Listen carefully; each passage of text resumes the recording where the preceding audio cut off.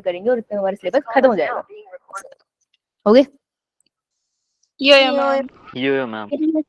तो देखो आज हम जिसकी तरफ जाएंगे that will be environmental issues. Environmental issues वाले चैप्टर की तरफ हम मूव करेंगे और इसे करने की कोशिश करेंगे, लेकिन अब हम इसको नए तरीके से करेंगे। हर चैप्टर नए तरीके से करना है ताकि हम बोल ना हो। अब इन्वायरमेंटल इशू देखो, इन्वायरमेंट का सबसे बड़ा इशू क्या है? पॉल्यूशन, पॉल्यूशन है। पॉपुलेशन की वजह से पॉल्यूशन हो रहा है, पॉल्यूशन प्रॉब्लम है उसकी, नहीं तो ऐसे कोई प्रॉब्लम नहीं है उनको। हमारे घर में जितने बच्चे कह रहे जितने मर्जी हो, मुझे तंग मत करो, लेकिन हम तंग कर रहे हैं, पॉल्यूशन कर रहे हैं, है ना। घर में बच्चे पढ़ रहे हैं तो रहने के लिए जगह चाहिए तो पेड़ कटेंगे, है ना। खाने के लिए खाना चाहिए तो एग्रीकल्चर के लिए भी फॉरेस्ट कटेंगे, उसी में एग्रीकल्चर होगा। अमेजोन का कितना हिस्सा सिर्फ इसलिए कट गया है क्योंकि वहां पे खेती होनी है, खेती के लिए कटा है वो जंगल, समझ रहे हो। सो मेन इशू इन्वायरमेंट का है पॉल्यूशन, और पॉल्यूशन तुम बचपन से पढ़ रहे हो, है ना, पढ़ तो रहे हो। तो इस चैप्टर में तुमको पढ़ना पॉल्यूशन है, that would be very boring क्योंकि तुम्हें ऑलरेडी आता है। तो मेरा काम क्या है, मेरा काम ये बताना है कि आपको पॉल्यूशन इस वाले चैप्टर से क्वेश्चन किस तरीके से आएंगे। सी आई टोल्ड यू इकोलॉजी की जो यूनिट है पेपर यूनिट वाइज आएगा, तो 30 to 40 मार्क्स का पेपर आराम से इससे ड्राइव होता है ओवरऑल यूनिट से। तो हो सकता है इस चैप्टर से 2 क्वेश्चन आ जाए, 3 क्वेश्चन आ जाए, हो सकता है 1 क्वेश्चन है और हो सकता है नहीं भी आए, कोई बहुत बड़ी बात नहीं है। हो सकता है एमसीक्यू की फॉर्म उसमें आ जाए, मैथ द फॉलोइंग की फॉर्म पे, राइट। तो कुछ भी हो सकता है। तो हम इसे एज ए यूनिट लेके ही चलेंगे और एनवायरमेंटल इश्यूज को आगे पढ़ेंगे। इसको पढ़ने का तरीका ही होगा because it can turn boring easily. और सोचो अगर मैं क्लास में पढ़ाते पढ़ाते बोर हो गई और मैं सो गई तो कैसे चलेगा, पीछे पीछे गिर गई, मेरे सर पे चोट लग जाएगी। तो इसको हम थोड़े इंटरेस्टिंग तरीके से पढ़ेंगे। हम क्या करेंगे, हम लोग पीवाईक्यू के साथ पढ़ेंगे। पहले मैं तुम्हें पीवाईक्यू दूंगी क्वेश्चन लगाने के लिए, तुम इतने नालायक हो कुछ तो गूगल करके आंसर दोगे, पता है मुझे, तुम बात तो आओगे नहीं, ठीक है। कुछ पीछे से आंसर देके दोगे, वो बच्चे का अपना लॉस है, लेकिन कुछ बच्चे ईमानदारी से ट्राई करेंगे। फिर वो जो बच्चे ट्राई करेंगे उनके लिए उसके बाद में वो कॉन्सेप्ट को एक्सप्लेन करूंगी। तो ऐसे हमारा चैप्टर कवर होगा। तो पहले क्वेश्चन लगाएंगे फिर इसको एक्सप्लेन करेंगे, देखते हैं ये टेक्निक कैसे जाती है, ठीक है। अलग अलग टेक्निक अपनाएंगे, फिर उसके बाद जो हमारा पूरा सिलेबस हो जाएगा, फिर जो सबसे अच्छी टेक्निक थी उससे आगे पढ़ेंगे। इसके साथ ही हम एनसीईआरटी करेंगे क्योंकि चाहे कुछ भी हो जाए एनसीईआरटी नहीं छोड़नी है। पेपर इकोलॉजी में एनसीईआरटी से आएगा, क्लियर है सबको कैसे पढ़ना है? मैम चैप्टर नंबर कौन सा है? चैप्टर नंबर इकोलॉजी का लास्ट वाला है। आवाज आ रही है? आवाज आ रही है? माइक पकड़ने की जरूरत नहीं, ये बढ़िया हो गया बेटा। ये ना न्यू वाली बुक में शायद चैप्टर नहीं है, आप लोगों की बुक में है? नो मैम, मेरी बुक में तो है 16 चैप्टर। पुराना है तू बेटा, अर्श तू पुराना है मेरी तरह। मैम न्यू वाली बुक में जानबूझ के पुराना ही लिया था मैंने। क्या बोल रहे शुरू? मैम न्यू वाली बुक में कुछ भी नहीं है। कुछ भी नहीं है, बताओ किससे लिखा, सिर्फ पढ़ा किसी का जाके। बेटा मैं तेरे को बुक का वो भेज दूंगी चैप्टर ना, तो उसको फोटो स्टेट करा लियो। पिछले वाला भी कराया ना तूने, पहला चैप्टर और ये वाला चैप्टर, बाकी सारा है 12th का। Okay okay ma'am.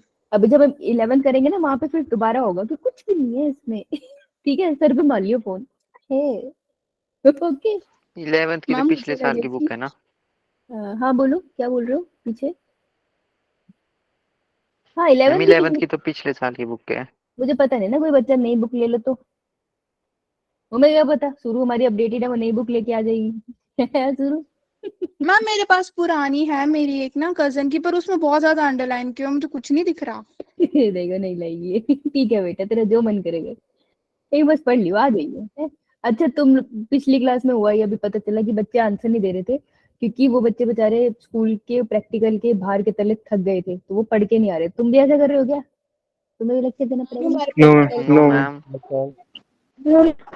देखो ज्यादा कुछ मत किया करो, अगर तुम्हारा बहुत प्रैक्टिकल चल रहा है ना जिस टाइम पे, देखो अगर प्रैक्टिकल नहीं चल रहा तो पढ़ लो। अगर प्रैक्टिकल का बोझ आ रहा है, एग्जाम का जब प्रेशर आ रहा है तो जितना क्लास वर्क है वो रिवाइज कर लिया करो ना। क्लास वर्क तो रिवाइज कर ही सकते हो, कमाल है, इतना रिवाइज कर सकते हो तुम। ये मुझे पता है, ये वाली क्लास कर सकती है इतना रिवाइज, है ना। यो मैम। अब देखो बैच कंबाइन होगा, अपनी नाक बचा लेना, आंसर कर लेना 1-2, ठीक है। करते हैं, थोड़ा लेट हो जाता है बेटा देर हो जाती है तुमको। वो हर बार जीत जाते हैं, अच्छा लगता है तुम्हें दूसरे बैच के बच्चे आगे तुम्हारी क्लास में जीत जाते हैं, this is so humiliating. Insult नहीं होती है तुम्हें? रात को नींद कैसे आती है तुम्हें? मैम एक्स्ट्रा क्लास में होगी कंबाइन? हाँ मैम आप उनके मैसेज सेंड करने वाला ऑप्शन डिसेबल कर दो। अच्छा मतलब तुम मेहनत नहीं करोगे नालायक कहीं के। इधर आओ और देखो, आगे चलने से पहले मुझे कल के चैप्टर का एक बार रोड मैप बना दो, ताकि हमारा वो चैप्टर कितना हो गया, मतलब पूरा हो गया, तुमको आ गया बात समझ या नहीं, क्योंकि हमने चैप्टर करा जंप कर करके, है ना, हम ऐसे ही करेंगे तो फिर इजी हो जाता है, कोई लेंदी चीज इजी हो जाती है जब हम उसको तोड़ देते हैं। ठीक है, तो सबसे पहले ऑर्गेनिज्म में पॉपुलेशन के चैप्टर में हमने क्या पढ़ा था, प्लीज रेज योर हैंड। हाँ हर्ष बता बेटा, ठेका उठाया इसने तुम्हारी क्लास का, बोल। Ma'am biotic and abiotic factors पढ़े थे। हाँ, तो हमने इकोलॉजी में हमने पढ़े थे कि, मैंने यहाँ फोन रखा है, मुझे अब दिख नहीं रहा पीछे क्या लिखना है, एक सेकंड।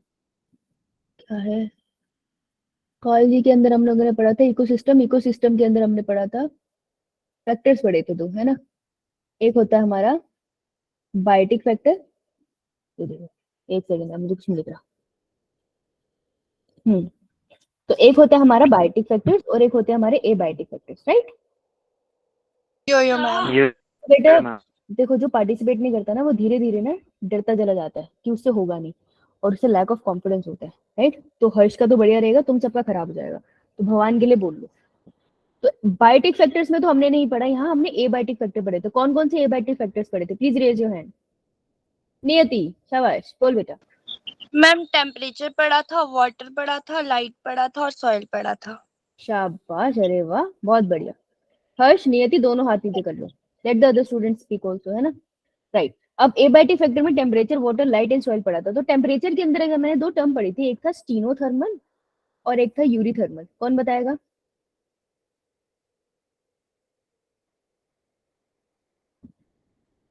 हर्ष और नियति हाथ नहीं खड़े होने चाहिए, अब जब बोलूंगी तब करने। गुड, सोनिया, सोनिया बताइए हमें।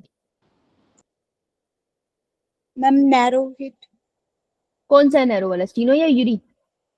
Steno. Steno narrow range of temperature में ऑर्गेनिज्म सर्वाइव कर सकते हैं, और ये वाली है वाइड रेंज ऑफ टेम्परेचर में। Very good Sonia. इसके बाद हमने एबायोटिक फैक्टर के बाद क्या पढ़ा था, मुझे ऐसा याद है कि हमने एनवायरनमेंट के अकॉर्डिंग एबायोटिक फैक्टर के अकॉर्डिंग अगर हम ऑर्गेनिजम्स को डिवाइड कर दे तो दो कंडीशंस आ सकती है। एक, अगर जो एनवायरनमेंट है वो कांस्टेंट रहे, तो कॉन्स्टेंटली एनवायरनमेंट है, और एक है एनवायरनमेंट जो टेम्परेरीली चेंज होता है। तो जो कांस्टेंट एनवायरनमेंट कंडीशन है उसके अकॉर्डिंग तीन तरीके के ऑर्गेनिजम्स थे, इसका हमने चार्ट भी किया था, ग्राफ किया था। कौन कौन से होते हैं, कुछ था अपना बॉडी टेम्परेचर मेंटेन कर पाते हैं, कुछ है जो नहीं कर पाते, कुछ है पार्शली कर पाते हैं। क्या नाम था उनका,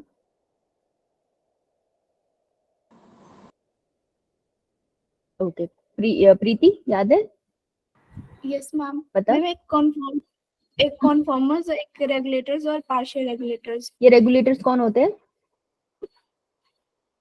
मैम रेगुलेटर्स जो कांस्टेंट रहते हैं क्या कांस्टेंट होते हैं। मैम, जिनमें वो बॉडी में टेम्परेचर कांस्टेंट रखते हैं। टेम्परेचर ही या फिर आयन कॉन्सेंट्रेशन भी, ऑस्मोलैरिटी भी। मैम आयन और ऑस्मोलैरिटी दोनों। हाँ, आयन ऑस्मोलैरिटी की चीज होती है, गुड, राइट। अब टेम्परेरीली अगर इन्वायरमेंटल कंडीशन है तो दो अडेप्टेशन कर लेता है एनिमल सर्वाइव करने के लिए, राइट। वो दो अडेप्टेशन क्या है प्रवीण, अगर टेम्परेरीली इन्वायरमेंट खराब हो गया है ना, सडनली थोड़े टाइम के लिए तूफान वगैरह आ गया है, तो उस टाइम पे बैक्टीरिया क्या अडेप्टेशन करेगा सर्वाइव करने के लिए। बहुत मारूंगी, इसी के आगे थे दो टॉपिक। प्रदीप। मैम माइग्रेशन और सस्पेंड। वेरी गुड, शाबाश, migration and suspend, very good. कोई आंसर नहीं दे रहा था, इसने दिया, पहली बार दिया तुमने आंसर, यस मैम। नजर न लगे तुम्हें, कहाँ थी तुम। प्रदीप ही नाम है तुम्हारा, प्रदीप ठाकुर, या किसी और नाम से ज्वाइन दो। मैम दीपांशु। दीपांशु, अच्छा ठीक है, yes ma'am. Good, very good. चलो नाउ नेक्स्ट इज, मैं क्या बता रहा हूँ, तुम बताओ क्या पढ़ा इसके बाद।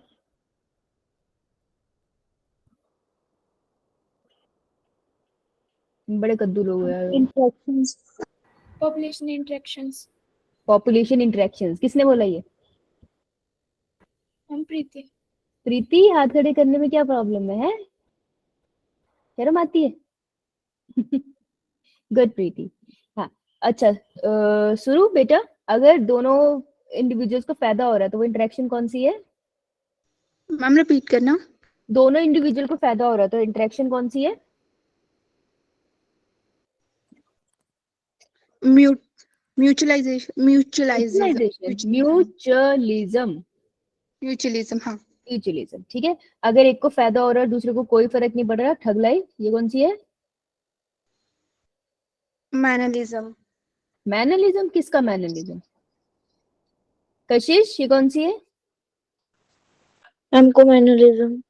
कोमेनजलिज्म। अरे भाई, तुम बैठ के पहले इसको प्रोनाउंसिएशन के प्रैक्टिस कर लो, हंस के मर जाऊंगी मैं ऐसे चलता रहा तो। परीक्षित, अगर एक को फायदा हो रहा है दूसरे को नुकसान, ये कौन सी है? Predation and parasitism. Very good, predation and parasitism. और परीक्षित, अगर एक को नुकसान हो रहा है दूसरे को कोई फर्क नहीं पड़ रहा है, इसकी भी ठग लाइफ है, तो ये क्या है? Amensalism. अमेंजलिज्म। शाबाश। और परीक्षित, अगर दोनों को नुकसान हो रहा है then? Competition. Competition. Very good, बहुत बढ़िया। कंपटीशन, मुझे स्क्रीन नहीं दिख रही, वही चलेगा आज क्लास में, फोन इधर से उधर। ओके गुड, इंटरेक्शंस तो आपने बता दी। उसके बाद हमने नेक्स्ट क्लास में पढ़ा था, क्या पढ़ा था हमने पढ़े थे पॉपुलेशन के एट्रीब्यूट्स, है ना। इसको नीचे लिखते हैं, ऐसे जगह नहीं बनेगी। देखो रिकॉल कर पा रहे हो तो बढ़िया बात है, रिकॉल नहीं कर पा रहे हो तो कद्दू हो तुम, पढ़ते नहीं हो तुम। मैम अब कर सकता हूँ हाथ खड़ा? कर ले भाई। पॉपुलेशन एट्रीब्यूट्स में बेटा सबसे पहले क्या पढ़ा था हर्ष? Ma'am expanding population. सबसे पहले मैंने पढ़े थे एज पिरामिड्स, बोला तो नहीं, सही है कोई बात नहीं। एज पिरामिड्स के बारे में पढ़ा था, है ना। तो एज पिरामिड्स 3 टाइप के पढ़े थे, बता सकते कौन कौन से थे बेटा?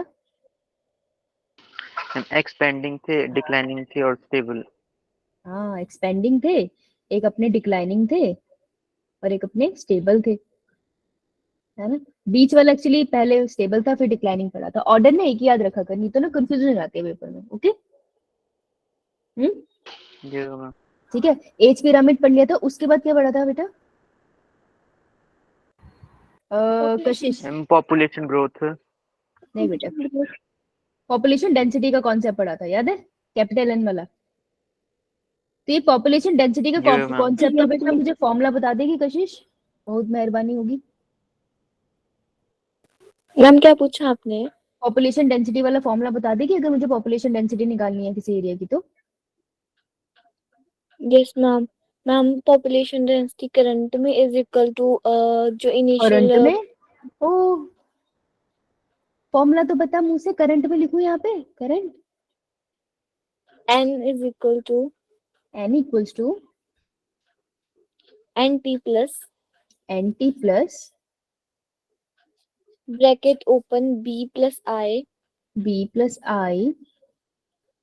माइनस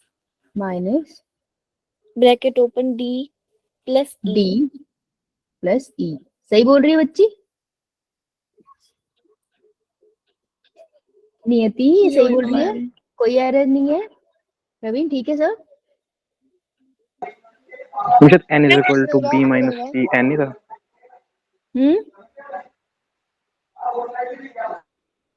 क्या बर्थ रेट प्लस इमिग्रेशन तो होगा, ये तो सही है, ठीक है।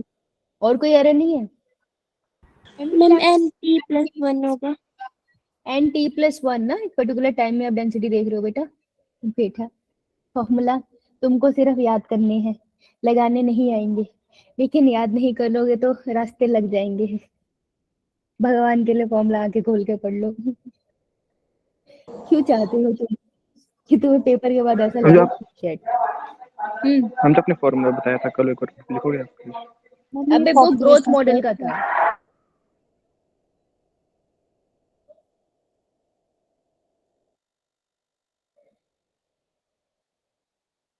अरे तो मैंने क्या लिख दिया, ये ले सॉरी, ठीक है। हाँ मुझे सुना नहीं था nt+1 बेटा, मुझे नहीं सुना अगर तूने बोला था तो। वो पॉपुलेशन ग्रोथ मॉडल का था। अब देखो लास्ट टॉपिक जो हमने करा था those were the growth models, ठीक है। चलो अब तो ग्रोथ मॉडल्स हमने 2 तरीके के करे थे, एक जिसमें अनलिमिटेड रिसोर्सेज थे, उनको क्या बुलाते हैं अपा? कैसा ग्रोथ मॉडल है वो? अरे रिपीट करना क्वेश्चन। एक्सपोनेंशियल, जिसमें अनलिमिटेड ग्रोथ है। टेक्नोलॉजी ठीक है, और एक होती है जिसमें लॉजिकल बात हो रही है, that is a logistic growth, right? ये हमने कल ही करा था। ठीक है जी, जो प्रवीण तो बोल रहा है ना बेटा, वो ये वाला फॉर्मूला डीएन बाई डीटी वाला, ओके, इनके है। Yes, so ma'am. This was the overall chapter का एक ओवरव्यू कि कुछ ये टॉपिक पढ़े। तो देखो तुमने कितना सारा कवर कर लिया है ना, और इसके हर पार्ट से क्वेश्चन बनता है। पीवाईक्यूज में तुमने कल भी देखा था, पॉपुलेशन इंटरेक्शन से क्वेश्चन है, इस फॉर्मूला पे क्वेश्चन है, ग्रोथ मॉडल्स पे क्वेश्चन है, एज पिरामिड पे क्वेश्चन है, कॉन्फॉर्मर रेगुलेटर के चार्ट पे क्वेश्चन था, एबायोटिक फैक्टर में कौन सा इंपॉर्टेंट है इस पे क्वेश्चन था।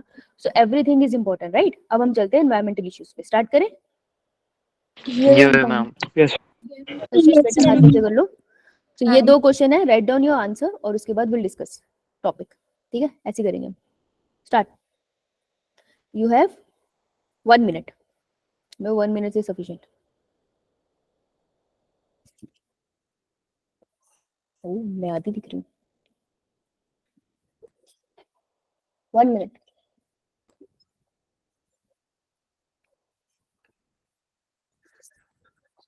जितना तुमको आता है वो करो, लेकिन पार्टिसिपेट सब करेंगे। ऐसा कोई नहीं करेगा मुझे नहीं आता मैं नहीं करूंगा, तो क्या हुआ? मैं पढ़ाऊं, मेरा मन नहीं कर रहा, फिर तो हो लिया काम।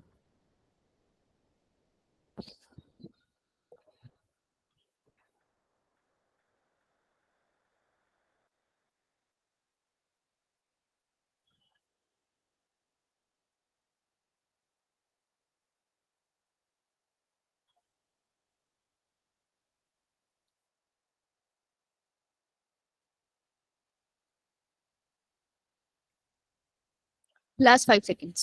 5 4 3 2 1 स्टॉप। चलो लेट्स सी।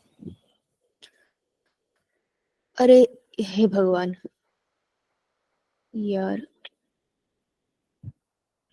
एक सेकेंड। कम बखत कट पे टिक हो गया, बताओ। मुझे अब इस पे आंसर नहीं दिखेंगे।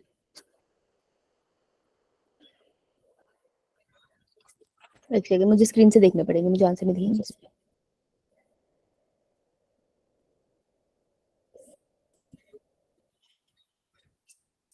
सॉरी, मुझे कट हो गया। लेट्स सी क्या बोला मैम ने। हाँ,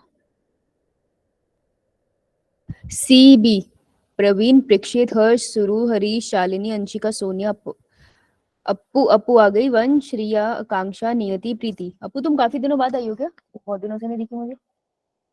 कहाँ थी?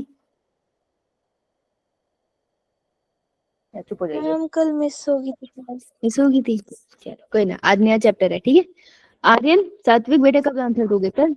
वंश आंसर क्यों नहीं देता? निशांत, पल्लवी, अक्षिता, सेजल, वर्षा, छवि। बात तो नाम ही छवि है। आर्यन वेट कर रहा था मेरे बोलने का। प्रवीण दिख गया बेटा तेरा आंसर। ज्योति कब जलना है? शिल्पी क्या बात? अर्नव, नितिन दे दिया। आकांक्षा, गौरव बेटा आंसर देना बंद कर दिया तूने, नाराज है? राशि तुम आंसर नहीं देती।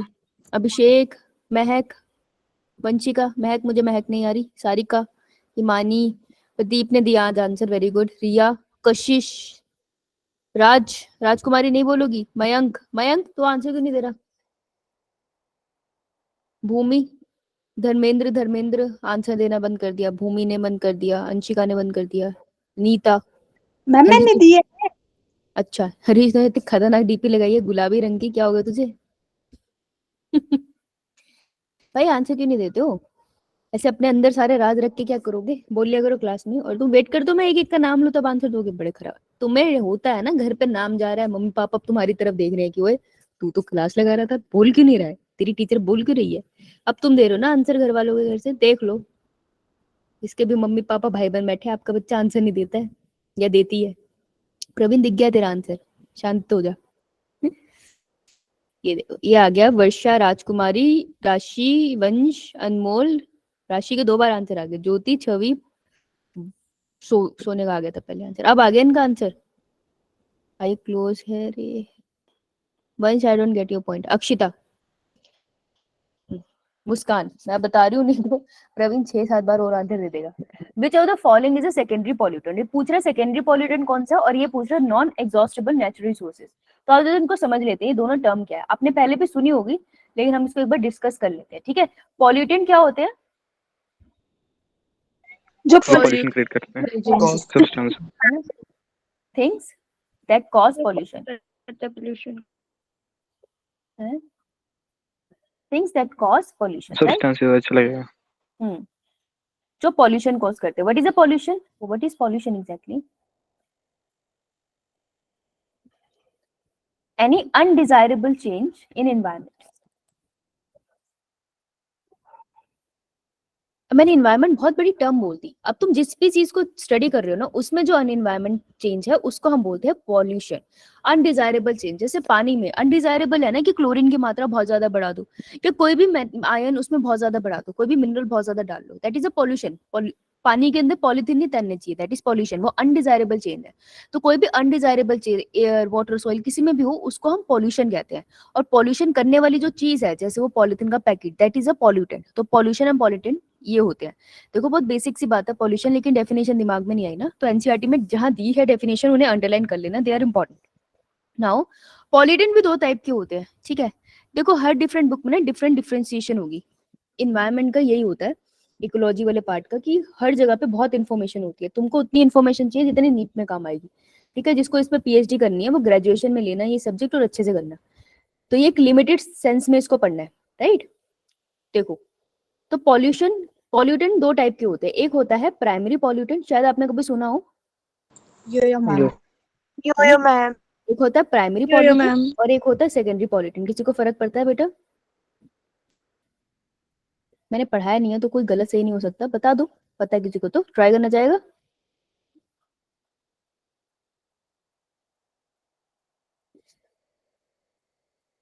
हाँ बोलो प्रवीण। शायद प्राइमरी ज्यादा मात्रा में। चलो ये ट्राई अच्छा था, बट ये सही आंसर नहीं है। सो प्राइमरी पॉल्यूटेंट क्या होता है? जैसे मान लेते हैं हम गाड़ी बना लेते हैं, कोई ना उसने ट्राई तो किया, दैट्स अ गुड थिंग। गुडू गुडू गुडू गुडू गुडू गुडू, ये कौन सी गाड़ी है?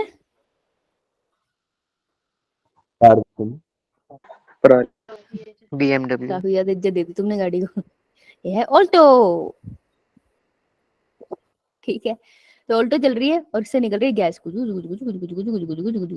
ये जो गैस इससे निकल रही है इसमें बहुत सारा कार्बन डाइऑक्साइड होता है, और भी होते हैं, सिर्फ कार्बन डाइऑक्साइड नहीं होता, पर कार्बन डाइऑक्साइड होता है।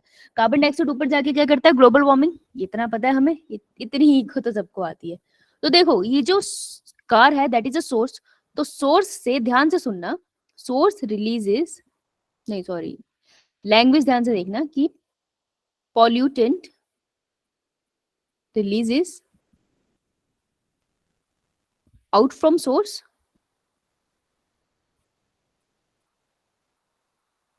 and cause pollution, cause directly pollution, directly इसने पॉल्यूशन कर दिया। क्या कार्बन डाइऑक्साइड ने ऊपर जाके किसी से हाथ पैर मिलाया और उसके बाद पॉल्यूशन किया? किसी और गैस के साथ इंटरेक्ट करके पॉल्यूशन किया, या अकेले ने पॉल्यूशन कॉज कर दिया? अकेले की। अकेले हाँ, तो primary pollutant are the one जो अकेले ही काफी है गन मचाने के लिए, है ना? लाइक कोई तुमको आके डिमोटिवेट कर रहा है, तुम कह रहे हैं हम अकेले काफी है, मैं खुद को खुद डिमोटिवेट करूंगा, मैं बोलूंगा नहीं क्लास में। नई क्लास में बोलने से डिमोटिवेशन होता है, जैसे आप बैठे हो आपके पास आंसर आप दे नहीं पा रहे, चैट में एटलीस्ट रिप्लाई कर सकते हो, पर आप नहीं कर रहे हो, अब कोई और आंसर कर रहा है, धीरे धीरे धीरे ना हिम्मत से जवाब दे जाती है, बोलने की हिम्मत नहीं हो पाती क्लास में, फिर वो अंदर से इंसान डिमोटिवेट होता जाता है कि मैं अपना पॉइंट ऑफ व्यू नहीं रख पाता या रख पाती, right? So that is a demotivation. इसलिए बोलते हैं क्लास में जवाब दिया करो, नहीं तो मेरे को लड्डू मिलेंगे तुम्हारे बोलने से, है? बताओ, अब बताओ फिर लड्डू की बात हो नो गई, मैम। फिर भूख लग गई, ये मैम। है ना?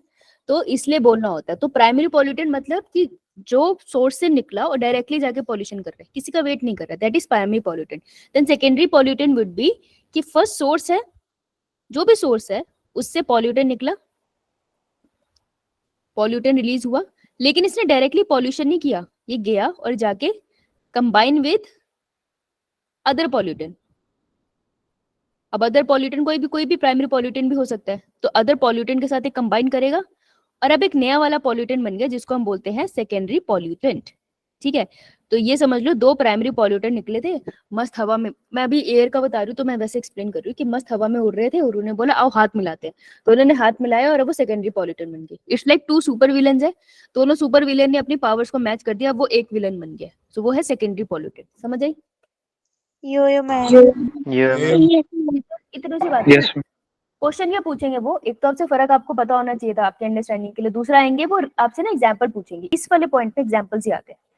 तो देख लेते हैं क्या एग्जांपल था।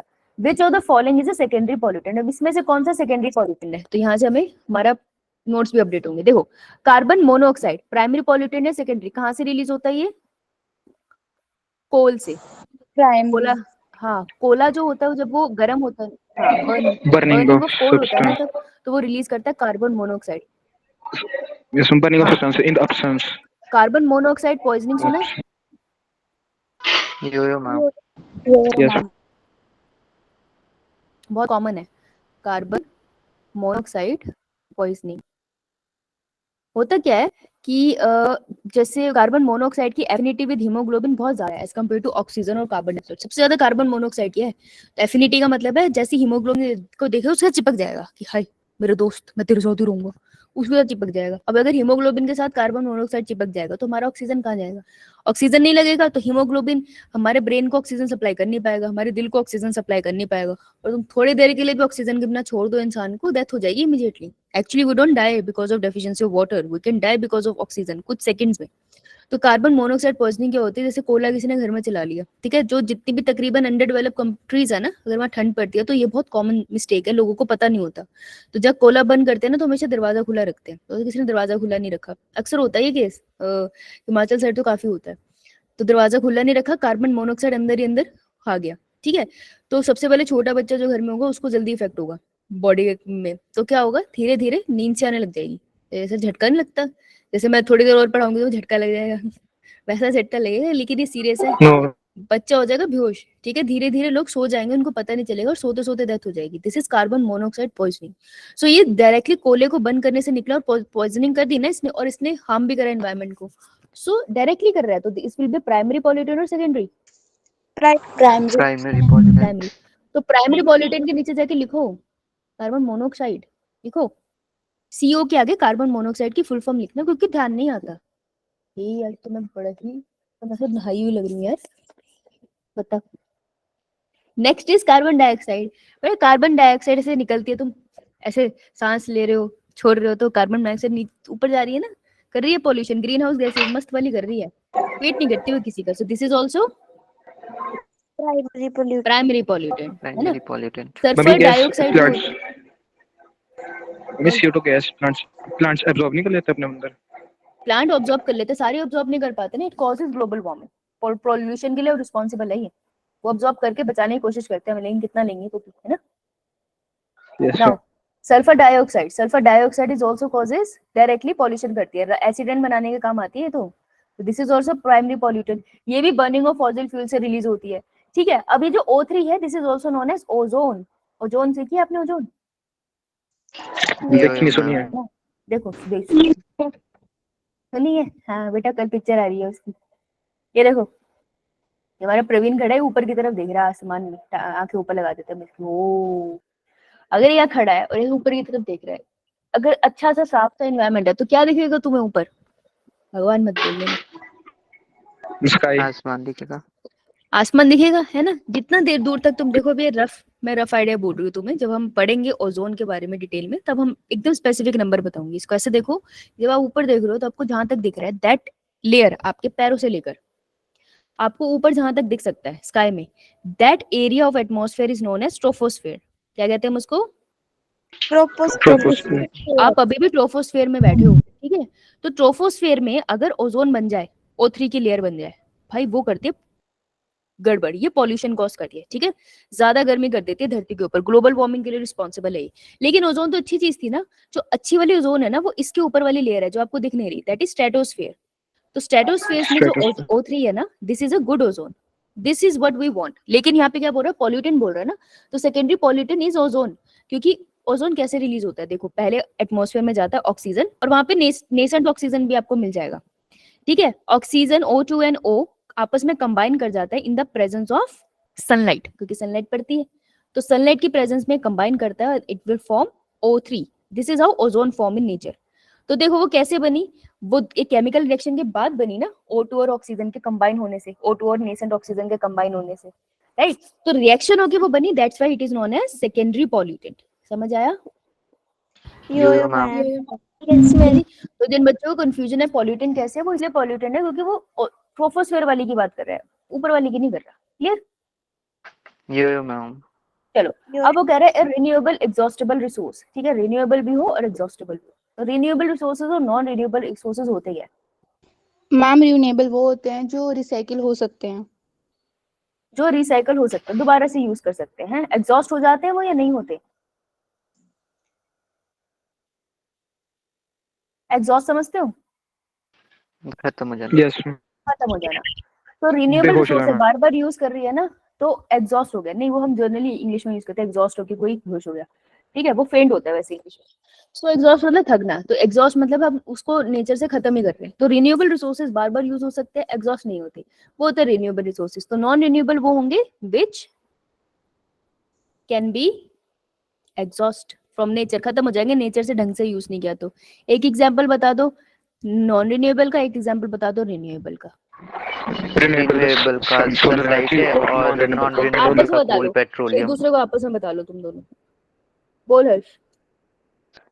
रिन्यूएबल कोल का एंड है पेट्रोलियम और एक solar solar energy. Energy. Praveen, Harsho, तुम बीच में कैसे बोल रहे हैं? दोनों चुप हो जाओ, कुछ बोल रहे हैं बताओ। हाँ भाई, अंशिका बता। वंश बता। सब चुप हो जाओ, वंश बता। वंश, वंश की आवाज नहीं आ रही। अंशिका बोलो। मैम रिन्यूएबल रिसोर्सेज की सनलाइट हाँ, और जितनी मर्जी आ रही है आपके सरफेस के ऊपर, वो खत्म तो नहीं हो रही। हम कहते हैं सन किसी साल में जाके आगे जाके खत्म हो जाएगा, तो वो तो बहुत बाद में, अभी हमें उसका कोई आइडिया नहीं है। तो हम इसको भी रिन्यूएबल में रखते हैं कि रोज सनलाइट आती है, चाहे मैं रोज धूप लूं, रोज धूप सेक कर आऊं, लेकिन मुझे रोज सनलाइट मिलती है, राइट। नॉन रिन्यूएबल का एग्जाम्पल बता बेटा। Ma'am coal petroleum. Coal and petroleum, coal and petroleum are together known as fossil fuels. सुना आप लोगों ने? Yo yo ma'am. है ना? तो बेटा आप पीछे बोलो और सुनो फॉसिल फ्यूल्स का कॉन्सेप्ट क्या है। फॉसिल फ्यूल कैसे बनता है कोई बताएगा? मैं बताऊं? अच्छा एक सेकेंड बेटा, आवाज नहीं आ रही मेरी क्या क्लियर? मैम आ रही है। अब वो एक बार एग्जिट करके एंटर कर, ठीक है, एग्जिट करके एंटर कर, मैं तेरे को बता दूंगी, कोई बात नहीं। हाँ हर्ष बता बेटा। मैम कोल और पेट्रोलियम की फॉर्मेशन बताऊं? बता बता। मैम जैसे लिविंग कोई चीज जमीन के अंदर बर्न हो मतलब दब जाती है, उसके टेम्परेचर हाई हो जाता है, जिसकी वजह से वो बहुत सालों के बाद फ्यूल में चेंज हो जाती है। फॉसिल वेरी गुड, बहुत बढ़िया। एक्चुअल में यही बोला, बिल्कुल सही आंसर। पहला बच्चा इसने आज तक मुझे सही बताया फॉसिल फ्यूल। हमें हर बार मेरे को बताना पड़ता है। गुड। जैसे अर्थ है, अर्थ के ऊपर आपने जियोलॉजिकल टाइम स्केल पढ़ा है, याद है? एरा, अपोक। यो मैम। यस उस टाइम पे आपने पढ़ा था पहले कोई लिविंग ऑर्गेनिज्म आए, ठीक है, उसमें आप में प्लांट वगैरह जो भी आए वो मर गए, एक टाइम के बाद सब मरे, राइट। तो उसके ऊपर सॉइल की लेयर तो आएगी ना, 1000 साल के बाद सॉइल की एक पतली सी लेयर तो बनती है ना, बनती रहती है, ठीक है। फिर उसके बाद नई जनरेशन आई, वो लोग भी मरे होंगे, राइट, प्लांट्स वगैरह भी मरे होंगे, उनकी डेड बॉडी भी नीचे रही, अब नई सॉइल की लेयर भी कवर करेगी, ठीक है। बहुत सालों का प्रोसेस है ये, एक दिन का नहीं है, ठीक है। लेट्स इमेजिन डायनासोर्स की बात कर लेते हैं। डायनासोर्स भी तो आए थे, डायनासोर्स भी तो मर गए थे ना, हमें नहीं पता कैसे, लेकिन मरे थे, उनकी भी डेड बॉडी होगी। और उसके बाद फिर हमारी दोबारा से कौन सी लेयर आ गई? सॉइल की लेयर आ गई। अब मान लेते हैं हम लोग यहाँ खड़े हैं, ठीक है, लेट्स से हम सब यहीं खड़े हैं, ये रहा, ये वंश खड़ा है हमारा, हे है, वंश का स्कूल भी यही है, वंश का घर भी यही है, राइट। और हम यहाँ पे इतने सारे पहाड़ है, पानी, सब कुछ है। तो धरती पे इतना जो वजन है, उसका प्रेशर तो नीचे जाता है ना, तो नीचे जो डेड बॉडी है वो धीरे धीरे कंप्रेस होती चली जा रही है, एक दूसरे के बहुत पास आ रही है। जब ये कंप्रेस होती होती डेड बॉडी एक दूसरे के इतने पास आ जाती है ना, तो वो एक डार्क से कलर का मॉर्फोस सा मटेरियल बन जाता है। जो डार्क से कलर का मटेरियल बनता है उसको हम बोलते हैं फॉसिल फ्यूल, ठीक है। वो फ्यूल क्यों है? वो फ्यूल का मतलब है आप उसको जलाओगे ना तो उससे एनर्जी रिलीज होगी। तो ये जो मटेरियल है वो डेड बॉडी से बना है ना। बॉडी किससे बनी है? कार्बन कंपाउंड से बनी है मेनली। तो कार्बन कंपाउंड को बर्न कर सकते हो आप, ठीक है। तो ये जो फॉसिल फ्यूल है, हम क्या करते हैं, हम धरती के अंदर बहुत बड़े बड़े गड्ढे करते हैं, वहां से फॉसिल फ्यूल को निकालते हैं और फिर उसको फैक्ट्रीज में, इंडस्ट्रीज में यूज करते हैं। वो एनर्जी रिलीज करता है, उसकी मदद से हम बहुत सारे प्रोसेस करते हैं, ठीक है। अब फॉसिल फ्यूल बनने में लग गए लगभग कितने साल? 1000 crore. Millions of year. Like 10,000 years for example, छोटा सा टुकड़ा फॉसिल फ्यूल का बनने में। लेकिन कंज्यूम कितने में हो गया? एक दिन। नहीं नहीं, 100 अगर मैं पूरा प्रोसेस नहीं काफी लंबा चलता है फॉसिल फ्यूल, थोड़ा सा फॉसिल फ्यूल बहुत टाइम चल जाता है। तो लेट्स से इसको 50 इयर्स लगे कंज्यूम होने में, तुम देख रहे हो 10,000 साल बनने में लग रहा है, 50 साल उसको कंज्यूम होने में लग गए। दैट मीन्स मैं उसको दोबारा से नहीं बना सकती, ठीक है। कंजप्शन जल्दी है, बनाने का प्रोसेस धीरे है। इस वजह से जो फॉसिल फ्यूल्स होते हैं उनको हम लगते हैं नॉन रिन्यूएबल में। जो फॉसिल फ्यूल्स है they are nothing but, fossil fuel बहुत टाइप के होते हैं। प्लांट की बॉडी से बने हैं तो कोल कह देंगे, एनिमल से बने हैं तो पेट्रोलियम कह देंगे। लेकिन नेचर में अगर हम सोचे, ऐसा तो नहीं है ना प्लांट की बॉडी अलग से सड़ रही है, एनिमल की अलग से सड़ रही है, सब कुछ मिक्स हो जाता है, तो टुगेदर हम इसको फॉसिल फ्यूल कहलाते हैं। ठीक है, क्लियर है सबको? तो बिल्कुल Yes, सही ma'am. बोल रही है वो, coal and petroleum non renewable resources में आ जाएगा। अब क्वेश्चन क्या है, अनरिन्यूएबल एक ऐसा सोर्स होना चाहिए जो रिन्यू हो सके, हम उसको दोबारा से यूज कर सकते हैं, लेकिन एग्जॉस्ट भी होगा, अगर ज्यादा यूज करेंगे तो एग्जॉस्ट हो जाएगा। ठीक है, तो वैसे वो रिन्यूएबल सोर्स है, मतलब कि अगर जैसे मैंने, इसका मतलब क्या है कि मैंने कंज्यूम किया, ध्यान से सुनना, ये कंफ्यूज कर सकता है। रिन्यूएबल का मतलब है ये रिसोर्स है, इसको मैंने अपने मतलब के लिए यूज किया, फिर मैंने इसको टाइम दिया, टाइम लेटर, कुछ टाइम लेटर के बाद ये दोबारा से रिफॉर्म फिर से बन गया। ठीक है, तो ये रिन्यूएबल था। लेकिन अगर मैंने इसको टाइम पीरियड नहीं दिया ना रिकवर करने का, तो फिर ये दोबारा से फॉर्म नहीं हो पाएगा। That means it's exhaustible. तो renewable exhaustible resource would be Forest. Forest. Answer would be D. समझ आया? For Yeah, ma'am. Yes, ma'am. Good.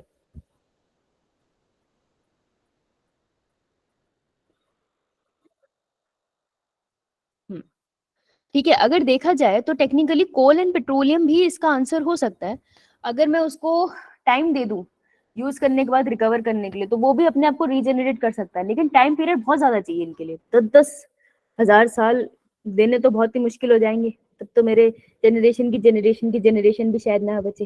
तो इसलिए हम उसको रिन्यूएबल में नहीं, नॉन रिन्यूएबल में ही काउंट करेंगे। ठीक है, तो ए और बी आंसर इसका नहीं होगा। समझ आया? Yes, ma'am. Yeah, ma'am. पिछली क्लास में कंफ्यूजन होगी थी ना, इसलिए मैं दोबारा बोल रही थी। चलो, तो अब तुमको करना क्या है, देखो पहले तुमको मैंने मतलब पता होना चाहिए, पता चल गया हमें प्राइमरी सेकेंडरी पॉल्यूटेंट का, रिन्यूएबल नॉन रिन्यूएबल का। क्वेश्चन क्या आ सकता है, तुमसे ऑप्शन पूछ सकते हैं, जैसे पीछे पूछा है कि कौन सा है कौन सा नहीं। तो primary pollutant carbon dioxide, chlorofluorocarbon. Chlorofluorocarbon is important, chlorofluorocarbon. ये इंपॉर्टेंट क्यों है? क्योंकि ये ह्यूमन मेड है, ह्यूमन मेड पॉल्यूशन है ये। तो ये पॉल्यूटेंट नेचर में नहीं था, देखो बाकी तो नेचर में था, कार्बन डाइऑक्साइड नेचर में खुद बनी है यार, पहले से ही है वो। लेकिन क्लोरोफ्लोरोकार्बन हमने खुद बनाए। तो जब नए नए फ्रिज आए थे ना, तो ठंडा ठंडा करते थे, तो उसके अंदर क्लोरोफ्लोरोकार्बन यूज करते थे। तो जब हम फ्रिज का ऐसे दरवाजा खोलते थे, तो तुम खोलते हो ना दरवाजा, फिर उसमें देखते हो, फिर कुछ नहीं मिलता, फिर वापस आ जाते हो, करते हो ना? Yeah, ma'am. और कभी बार खोल के कोशिश करते हो ना देखने की लाइट जली नहीं जली, Yeah, ma'am. तब करते हैं, तब पागल होते हैं। तो क्लोरोफ्लोरोकार्बन, जैसे तुम दरवाजा खोलते थे, क्लोरोफ्लोरोकार्बन उड़ जाती थी हवा में। तो इट्स अ पॉल्यूटेंट। ये क्या करता था, ऊपर जाके ओजोन से लड़ाई कर लेता था, तो ओजोन के मॉलिक्यूल को तोड़ देता था। तो अभी भी हमारे एनवायरनमेंट में क्लोरोफ्लोरोकार्बन है ऊपर, क्योंकि इसकी लाइफ बहुत ज्यादा है, ये अभी भी नहीं गई है, ये अभी भी ऊपर है। लेकिन अब हम रेफ्रिजरेटर में इसको यूज नहीं करते, क्योंकि कुछ टाइम के बाद रियलाइज हुआ साइंटिस्ट को कि हमने क्या कर लिया, ये तो गंद मचा दिया हमने। लेकिन दीज आर प्राइमरी पॉल्यूटेंट, ये अकेले जाते थे और तूफान मचा के आते थे। ठीक है, तो हम ओजोन जब पढ़ेंगे तब आप इसके बारे में दोबारा से जिक्र करेंगे, राइट। इसके अलावा प्राइमरी पॉल्यूटेंट ऊपर और कौन से पढ़ के आए हो अभी? SO2, CO. SO2. NCO, right. चलो, secondary pollutant are the pollutant जो रिएक्ट करके बनते हैं। एक है पैन, पैन पे बहुत क्वेश्चन आता है, अभी हम आगे चलते जाएंगे तो पैन के बारे में और पढ़ेंगे, फोटोकेमिकल स्मोक में। ठीक है, तो पैन इज परऑक्सी एसिटाइल नाइट्रेट, इसकी फुल फॉर्म आती है। सल्फ्यूरिक एसिड, निट्रिक एसिड, ये एसिड रेन में आते हैं। और ओजोन इज O3। O3 अगर पैन के साथ, देखो सेकेंडरी पॉल्यूटेंट आगे भी रिएक्ट कर सकता है, तो वो दोनों मिलके क्या बनाते हैं, फोटोकेमिकल स्मोक। स्मोक है, स्मोक नहीं। तो इसको, इस कॉन्सेप्ट को जब हम पढ़ेंगे तो will talk about London smoke. आपने सुना लंदन स्मोक? Yeah, ma'am. और आप लोगों ने वो सुना होगा Los Angeles smoke. Yes, ma'am. No, तो एक बार ma'am. क्लास में हम उसको रिवाइज करेंगे, अगर नहीं भी सुना कोई बात नहीं, इट्स ओके, हम करेंगे रिवाइज। ठीक है, जब इसका टर्म आएगा। क्लियर सबको? इसके एग्जांपल्स आपको याद करने पड़ेंगे, इससे एक क्वेश्चन बन सकता है। डन? लिख लिया? ये मैम। Yeah, ma'am. बहुत बहुत बढ़िया। चलिए, अब देखो एक होमवर्क है तुम्हारा, क्वेश्चन है व्हाट आर एरोसोल्स। एरोसोल्स क्या होते हैं? ठीक है, हाँ जी हर्ष। वाटर ड्रॉपलेट्स होते हैं जो एयर में पढ़ के आना, थोड़ा सा और ऐड करना। आंसर सही है तेरा, लेकिन और ऐड होगा इसमें, ठीक है। व्हाट आर एरिजोल्स, एक बार पढ़ के आना। एरिजोल इफेक्ट मत पढ़ाना, वो तो कोविड में हम सबने देख ही लिया है, छींका तो हवा से एक दूसरे के नाक में जो चीजें जा रही है, एरिजोल इफेक्ट है वो। एरिजोल्स क्या होते हैं पॉल्यूशन में, ये पढ़ के आना, ठीक है। ये मैम। चल नेक्स्ट पे चले। ये मैम। क्वेश्चन नंबर 4 करो। यू हैव 30 सेकंड, यार इससे ज्यादा नहीं दूंगी मैं, तो अच्छा तो ज्यादा दे दिया मैंने। क्वेश्चन नंबर 4, तुम्हें जैसा आता है वैसा करो, ठीक है। नहीं मुझे आंसर चाहिए कम से कम 20।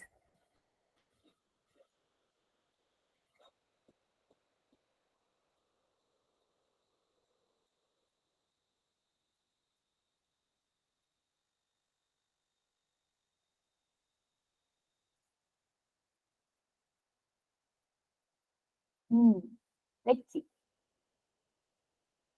20 आएंगे तभी पढ़ेंगे। 1 2 मैम 3 हो गए। 4 5 6 7 8 9 10 11 12 13 14 17 नहीं, प्रवीण तू 2 बार आंसर लिखता है, मैंने इसका आंसर ही नहीं काउंट करना।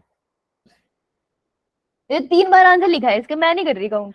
ये 4 बार आंसर लिखा है यार इसने, मैं नहीं करूंगी काउंट। मैम हर्ष भी।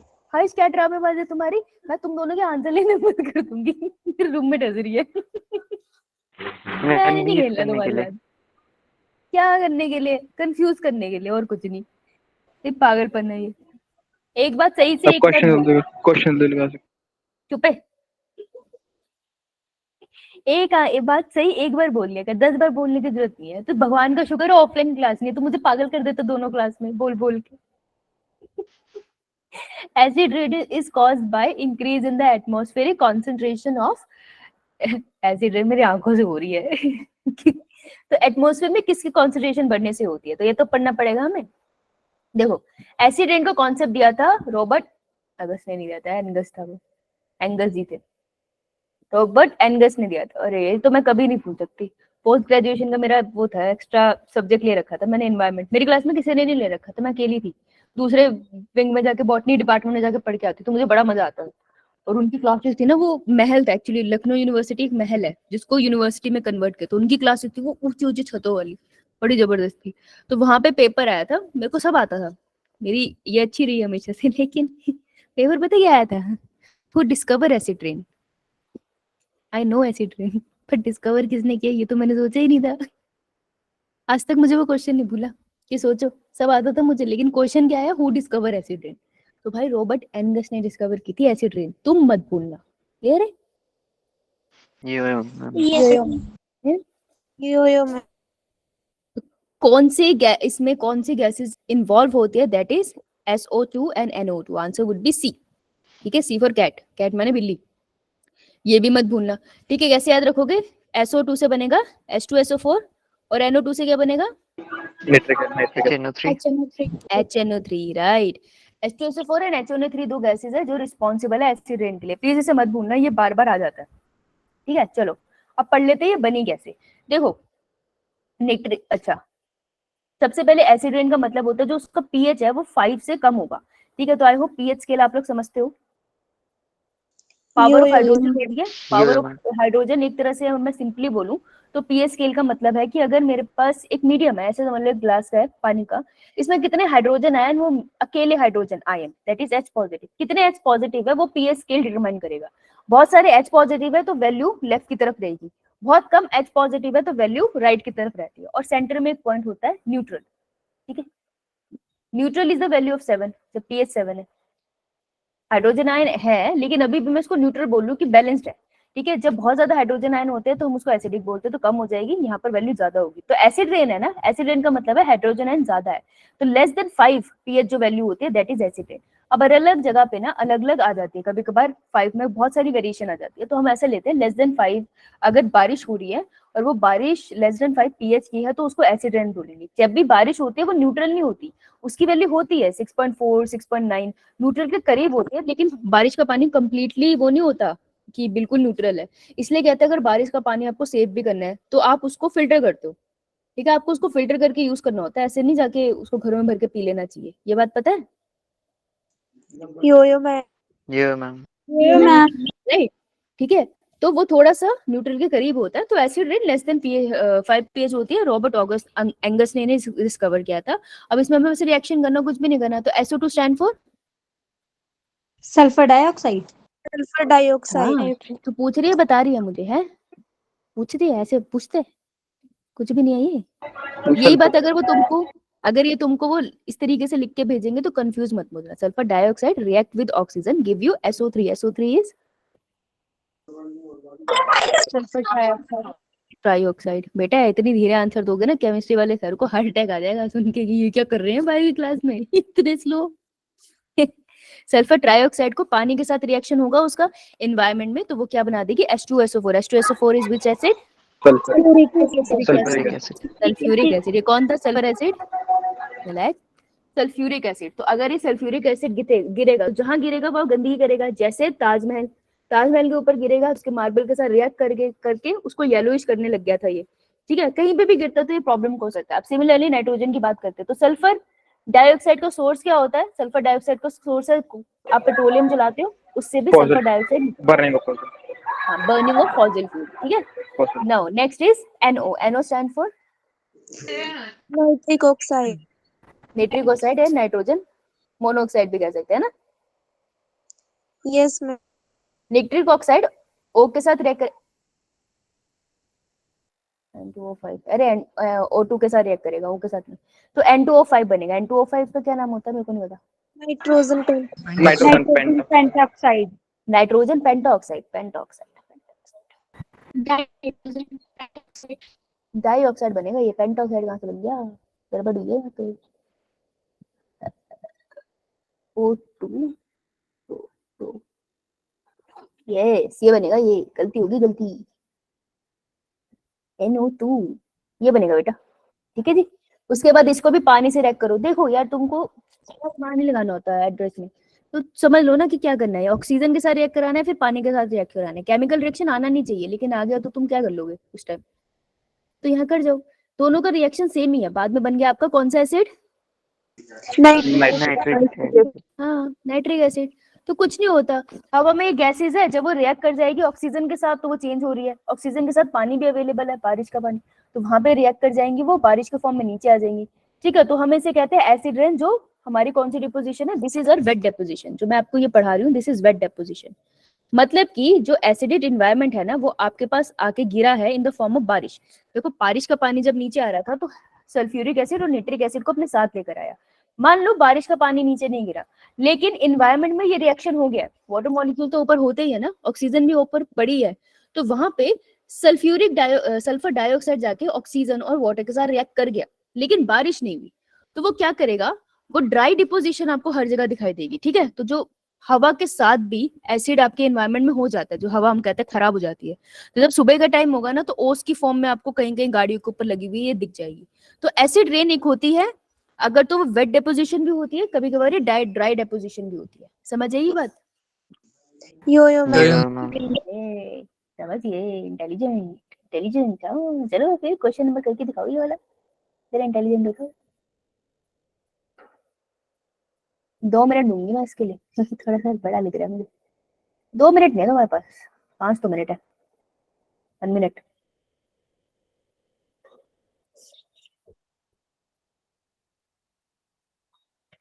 फिर क्वेश्चन नंबर क्यों नहीं लिखा इन पे?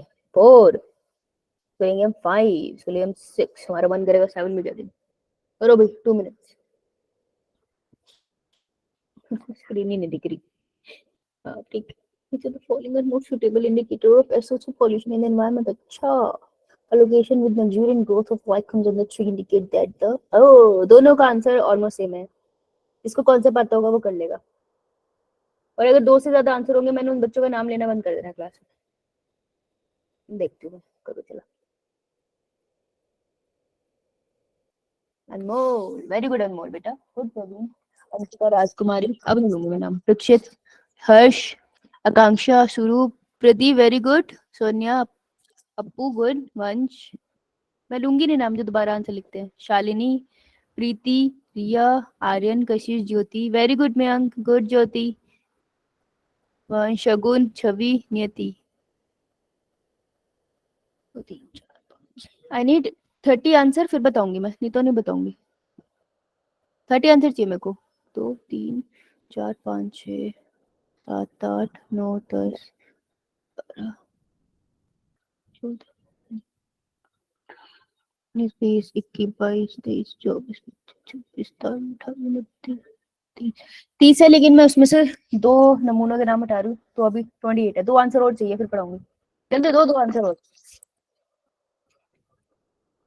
नहीं समझाओ अपनी क्लास वालों को, आंसर ही देते। गौरव का आंसर नहीं आया, तुम्हारा काउंट ही नहीं होगा। गौरव का आंसर ही नहीं आया। जल्दी 2 आंसर्स मोर, ट्राई। और एक 1 answer more, 1 more answer. Kanksha, okay thank you बेटा, thank you Ritesh. Okay. Which of the following are most suitable indicators of SO2 pollution in the environment? तो environment में SO2 की pollution हो गया, पता कैसे चलेगा? हमारे यहाँ पे तो लगा नहीं है कुछ ऐसे मीटर की SO2 की pollution है तो जगने लग जाए, तो हमें कैसे पता चलेगा? तो pollution का बहुत अच्छा इंडिकेटर होता है, that is lichens. So lichens are nothing but the pollution indicator. कैसे पता चला मुझे? मैंने evolution का चैप्टर पढ़ा था और उसमें मैंने पढ़ा था ना कि जब पोस्ट इंडस्ट्रियलाइजेशन पेड़ों के ऊपर से लाइकन्स हट गए थे, इस वजह से पेड़ों की जो बाग थी वो डार्क डार्क सी हो गई थी। ऐसी हुआ था ना? Yeah, ma'am. यस ना? Ma'am, industrial melanism. हाँ, इंडस्ट्रियल मैननिज्म में पढ़ा। तो देखो लाइकन आपको हिमाचल में पढ़ेंगे, कभी आओ दिल्ली देखो तुमको पत्थरों पे लाइकन दिखते हैं तो कुछ नहीं दिखेगा, पॉल्यूशन है वहां पे ना। तो पॉल्यूशन इंडिकेटर होते हैं, हंसने की बात नहीं है लाइक। तो answer would be C would be the answer. They are polluted indicators. Now location with luxuriant growth, luxuriant मतलब बहुत सारी ग्रोथ है, ब्यूटीफुल सी लाइकन्स की ऑन द ट्री इंडिकेट। अब एक पेड़ देखा उसमें बढ़िया से लाइकन लगा है, इससे तुम्हें क्या पता चलता है? That tree are very healthy, आपको ये पता चलता है? No, ma'am. नहीं बेटा, ट्री की हेल्थ इस पे थोड़ी देखोगे, लाइकन उस पे लगा है तो इसलिए वो ट्री हेल्दी है। लाइकन वहां लगता है जहां पर एनवायरनमेंट साफ हो, फिर वो किसी पे भी लग जाएगा, उससे खाना लेगा। तो अगर ट्री को कोई बीमारी भी होती, अगर कोई उसके पत्तों को कुछ डिजीज भी होती और उसकी बाग ठीक होती तो वो लग जाता ना। तो आप ट्री की हेल्थ नहीं देख पाओगे इससे। ट्री बहुत बड़ी चीज है, वो पूरा पेड़ की हेल्थ नहीं डिसाइड कर सकता लाइकन लगना, ठीक है? लाइकन एनवायरनमेंट को देख के लगता है। ट्री आर हेविली इन्फेस्टेड, अगर वो इन्फेस्टेड होता किसी बीमारी से बहुत ज्यादा तब भी लाइकन उस पर आगे नहीं लगता। सोचो अगर वो सड़ी रहा होता फिर तो लाइकन नहीं लग पाता ना उसके ऊपर, उसको खाना नहीं, प्लेस सही सा नहीं मिलता, बीमारी जगह तो नहीं जाता वो, तो ये भी केस नहीं होगा। Location is highly polluted, lichen वहां जाके लगेगा जहाँ पे लोकेशन हाईली पॉल्यूटेड है। No, ma'am. No ma'am. नहीं, No, ग्रो ही ma'am. नहीं कर जाते, तो लोकेशन इज नॉट पॉल्यूटेड, ये पता चलता हमें इससे। ये मैम। सही है। तो Yes, ma'am. Location with luxuriant growth of lichen on the tree indicate कि वो जगह पॉल्यूशन फ्री है, तो जहाँ लाइकन मिल जाए वो अच्छी जगह है। तो आप कहीं भी हिमाचल में जाओ या ईस्ट में जाओ तो वहाँ आपको बहुत लाइकन्स मिलते हैं, और लिटरली आपको बहुत कॉमनली लाइकन्स मिल जाते हैं, वहाँ पे साफ है environment, right? Answer would be C and D. ये मैम। गुड, चलो आगे चलते हैं। तो ये पॉल्यूटेन इंडिकेटर होता है लाइकन, ये आपको पता होना चाहिए, ठीक है जी। तो अगला हम अब एनसीईआरटी को साथ में पढ़ेंगे, तो आप लोग ब्रेक ले लीजिए 5 मिनट्स, अब दूसरा बैच ज्वाइन करेगा। किसी को कोई डाउट है तो बताओ। नो मैम इसी क्लास में हुआ कि